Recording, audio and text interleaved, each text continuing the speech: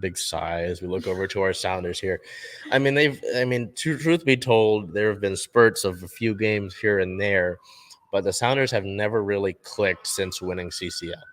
I wrote about a little bit how much of that might be losing MVP MVP finalist João Paulo in that game itself. You lose his ability for set pieces as a passer, as a midfield conductor. That loss, who knows what you would have been able to do in the regular season, where we would have been at this point if you've got him. I digress. We'll look at the last game that the Sounders played this past week over at Real Salt Lake, a 2-1 loss. Player of the game, center defensive midfielder Albert Rusnak. Rusnak goes 1 goal, 1 shot, 84% passing, and earning a 7.7 match rating. This was a virtual must-win.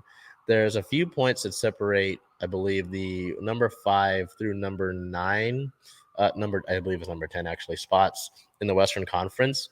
And, if you would have been able to get a win over a team like Real Salt Lake, who I believe sits at 4th in the West, you greatly help your chances.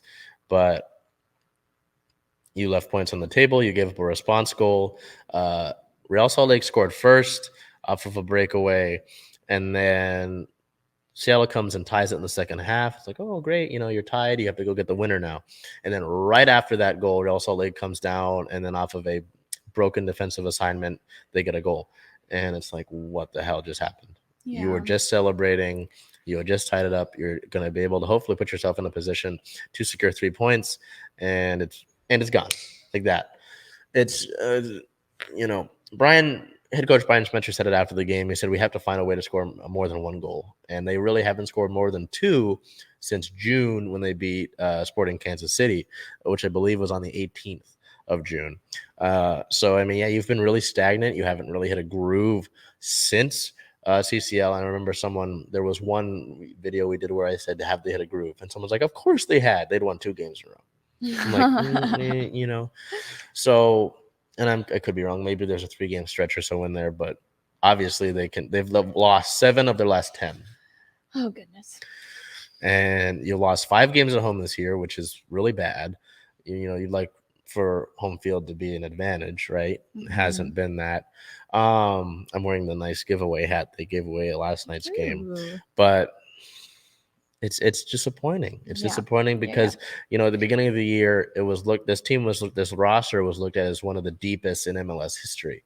The signing of Rusnak was supposed to be the biggest free agent signing in league history. Yeah. You've got Jordan Morris still. Raul Ruidiaz is one of the most prolific scorers in MLS.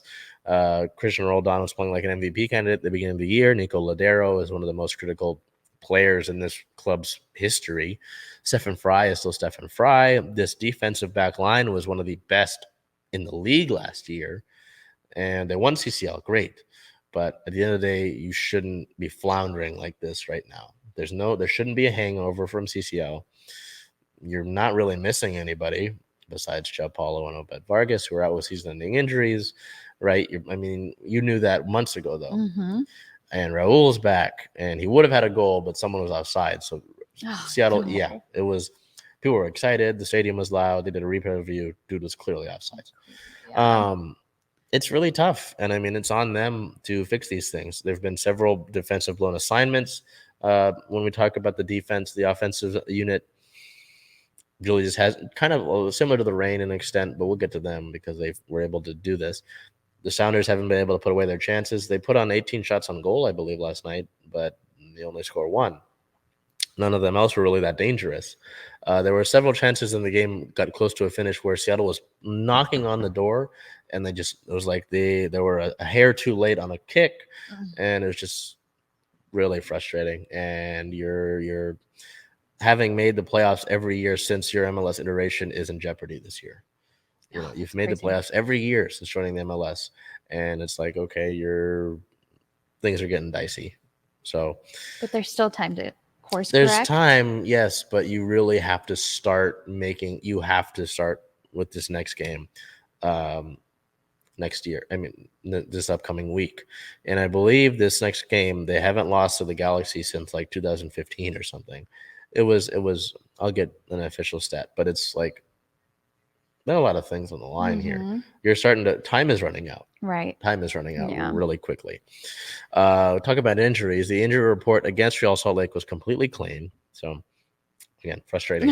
We look over at team notes here to August 10th, which was the MLS All-Star game. Attacker Raul Ruidiaz had a penalty kick goal that would eventually win the game for Team MLS. He becomes the second Sounder to score in the All-Star game since Eddie Johnson in 2012. He's the first MLS player to score a penalty kick goal in the game since 2015. So interesting notes there, and good for Raul to get on the board. The Sounders sit at a 10-win, 13-loss, 2 draws. I've only got 2 draws all year. You split those points, I mean, I'm sure we're in a different spot, right? Even half, a third, Yeah. as you split those points, we're in a way different spot in the standings. You sit at 9th in the Western Conference as the last time I checked, 32 points. You're still technically 1 out of a playoff spot, which is my buddy of mine was texting me. It's like, is the West really that bad? It's like LAFC is at the top and they've been dominating, but it's like, are you really that bad? Is the Western Conference that horrible? I mean, we look at the table, and I'll just double check this. The East is a different conversation. Yeah, you're 1 point out of a playoff spot. The 6th and 7th seeds are kind of up for grabs. You're sitting at 32 points. The 6th and 7th seed, LA Galaxy. So you're playing the team that's in the playoff spot. Yeah.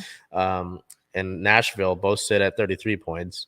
A win would jump over them. The 5th through 3 seeds are right now, you're out of them 7 points. So yeah, if you would have looked at some of those losses and made them draws, better situation. But anyway, as we mentioned, looking ahead, their next match is August 19th at the LA Galaxy with a 7 p.m. start. As I mentioned, LA is sitting in a playoff spot. You need to take care of business there.